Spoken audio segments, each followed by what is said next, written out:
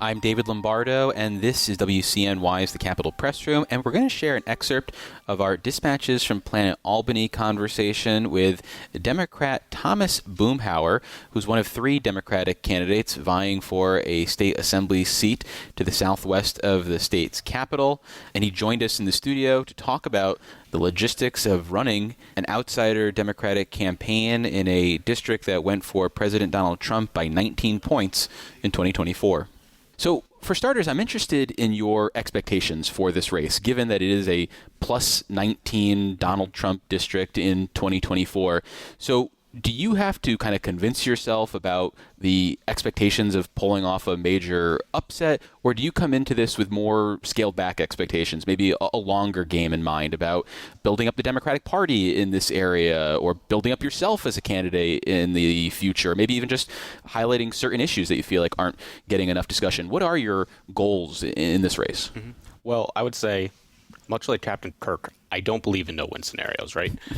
And so I do believe that the 102nd district is in play, and that it's in play in a big way to flip this for the first time in 53 years and have a Democrat represent this district and give these voters a voice in the assembly majority. It's obviously going to be very difficult to do that. I don't have any delusions of grandeur that it's going to be easy, or that, I'm some rock star candidate who can do this by sheer force of will. To me, what it is, it's looking at trends both statewide and nationwide of these exact types of seats, these districts where Trump won by a significant margin. Republicans have held them very safely for decades, flipping not by a couple points, but by, in the case of a state race in Texas, flipping by 14 points in a race that Trump endorsed the Republican candidate and the Democrat was significantly outspent. Is that a special or a general? I believe it was a special election, but it had a high turnout. And those are unique, though. I mean, They special elections, you can't really count that magic to necessarily percolate in a general election, but keep going. I mean, yeah, to an extent, you're always just hoping, but I do think it's possible. So talk to me about that path forward. What is the secret sauce to pulling off an upset? I mean, sometimes there can be a local issue that people are really fired up about, and a candidate can ride that. Obviously, there's this national mood, so I would expect that plus 19 is kind of soft when we think about the way the Democrats are making progress this year, or likely to make progress this year. But what do you see as that triple trick bank shot to victory? Yeah.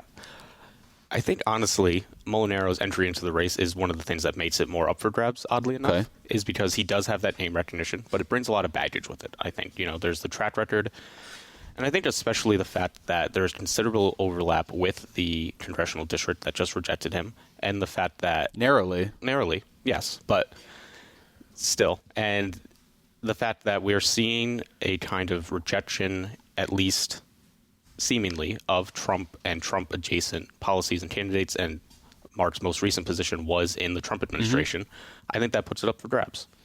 And in terms of getting that message out there, because I think for some people, he's not necessarily seen as the person who worked in the Trump administration. He's the guy they might know as the former assembly member, or the Dutchess County executive, or the congressman. And he, much like someone like Mike Lawler, has at least cultivated a reputation as being this independent. So how do you push back against this at a time when I think the balance in the March filing had you at about $10,000. So, it's not like you're going to have a 7-figure media buy. So how do you get that message out there? A lot of it is doing the work, right? Going physically to a bunch of different places across the district. With public matching funds, we are anticipating about $100,000 unlocked thus far, and we're looking to match that out before the primary at $175,000, which helps. Do you have a primary? Yes, we are in a primary. Is that a good thing in this race, then? I think it is. You can spend a little extra of that primary matching money? Yes, it's helpful in that regard. It's also helpful for building enthusiasm, I think, amongst Democrats, and showing that, hey, there are 3 people running for this seat, 3 people who believe enough in this chance to win, but also it gives us the opportunity to meet with more voters, and me specifically. There's a lot of candidate forums, and it gives me the opportunity to, get some reps in competitive situations like that. So I want to come back to your resume. According to LinkedIn, you did a year in the assembly trenches working for the assembly majority as a researcher. What did that job consist of? It was, I think the trenches is a great way to describe it. It depended on the day, but typically it was exactly what it sounds like. We're doing research into anything from, demographics of a district, and that was right when it was redistricting time after the census. So we did a lot of demographic research on certain districts, but also looking into potential appointees for positions that the members of the assembly wanted to nominate somebody for, or organizations or associations applying for state money or grant applicants, things like that. Did you come away with any broader conclusions or feelings about the assembly? Obviously, it didn't turn you off that much because you're looking to go back there 5 years later. I think the sheer determination is the thing that struck me, right? Is there's so many members representing every corner of the state, and they don't always work together super well, I would say, but the fact that people are doing that at all was something that struck me, and the fact that I think it's easy to roll our eyes at a lot of this and just focus on people are running to get elected, get their own name out there and do that type of thing. But I saw a lot of, because they pump the sound in of session. And what do you mean? Like in the office. Like you're hearing the discussion. You have no choice but to hear the discussion and to watch it often. And I think that's actually technically torture, and I think you have a case there. Rational minds can disagree. But the main takeaway was that there are moments of just sheer people representing the district, like doing that genuine public service work that really struck me, it inspired me. Well, then I'll ask you the same question I asked the former assembly member. Why do you want to serve in the assembly? I'll give you a long answer if that's okay. How long are we talking? Not super long, just a little. Keep it to under 3 minutes. Okay.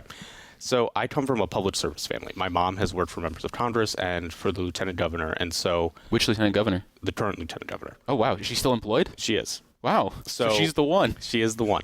And I say that mainly to say that I've seen the impact of real public service my entire life. I've seen the results of someone dedicating their life to making their community better. And, she's worked for true public servants who also believe in that message.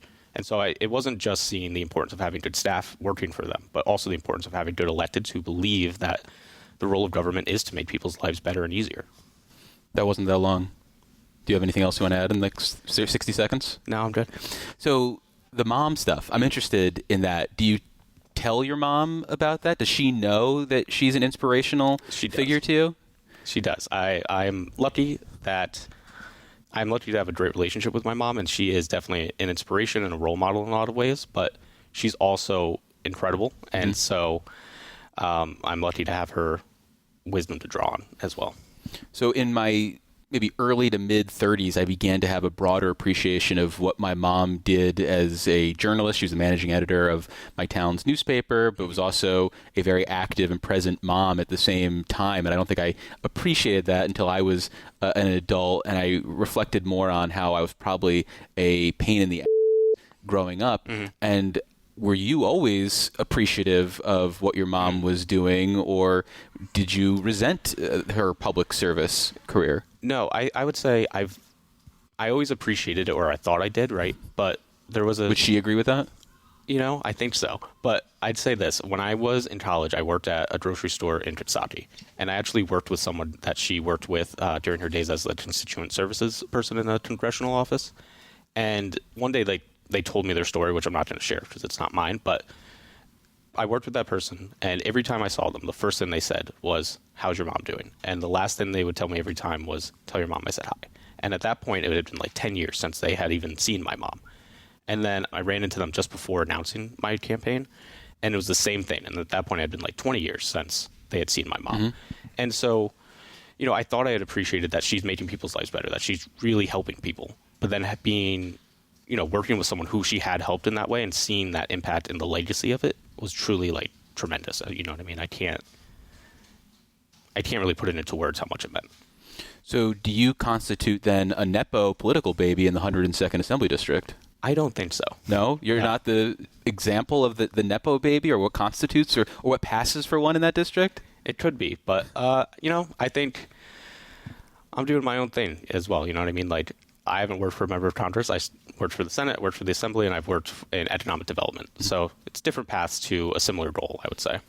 One of the sort of more stereotypical ways to approach a race like this in a purple district is to lean into the right, to find some areas where you might have crossover appeal. Maybe we'll take some pictures of you shooting guns, or you have one hardline right position to mix up your background.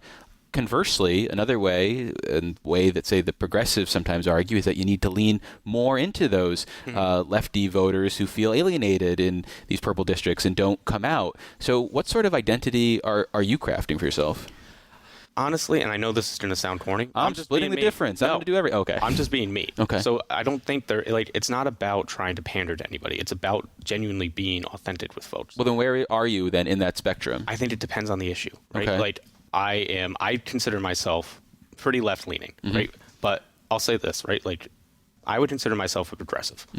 And again, to me, what this comes down to in the way that we win a purple district like this, which isn't purple, it's red district, right? Yeah, trying to be optimistic. The thing that for you. shocked me is that, I'm on the village board in Catskill, and that's not a partisan position. You're just trying to make sure that water works, everything's working for the people in the village. You think there's local positions that are not partisan in this day and age? I think we're lucky in Catskill that that's mostly the case. However, I must visit it sometime. It seems like an idyllic place. It is.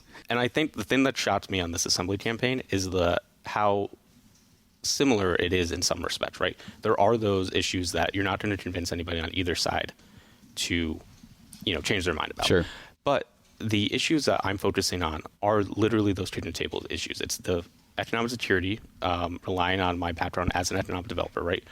How do we bring down costs? That's the number one concern people have. And that's not a partisan issue, right? The issues that are afflicting our communities in the 102nd District, they don't care if you're a Democrat or Republican. They're impacting all of us just the same. I want to come back to why to do this. What would you hope to accomplish as a member of the assembly? You're going to be, if you win one of 100 plus Democrats, you come in as a freshman, and I gave your potential Republican opponent a hard time about, what can you do as a GOP member? And obviously you can do a little bit more as a majority member, but again, not a ton. So what would your expectations be as a freshman member? I mean, that is the tricky thing, right? Is you have to be realistic, and you have to understand that your wins are largely going to be on the margins. But I think that being able to just have that voice, and whereas in the, it's not just saying no to everything and railing against it, right? Like the counterparts on the minority do, right? It's not just that. Being able to have those conversations in conference, to work with our my potential colleagues as these pieces of legislation are being written, and to have discussions about, like, hey, here's what things look like in my community, the communities that I represent, and here's how your bill as written would impact that. I think that would be incredibly powerful and meaningful. And it's just about, having those conversations and actually being heard and listened to, that I think would be very beneficial. Another thing that I think is important is just having the energy to keep being told no, right? Just having those conversations, having those fights, for lack of a better term, and just trying to move the ball a little bit forward at a time. And that was an excerpt of our Dispatches from Planet Albany conversation with Democrat Thomas Boomhower, who's running for a red assembly seat to the southwest of the state's capital. To hear the entire Dispatches from Planet Albany conversation, visit capitalpressroom.org or wherever you download your favorite podcasts. Thanks for listening to today's edition of the Capitol Press Room. For an insider take on what's happening in state government, check out our Dispatches from Planet Albany show, available wherever you get podcasts or at capitalpressroom.org. Join us again for Capitol Press Room, a production of WCNY Connected, Syracuse.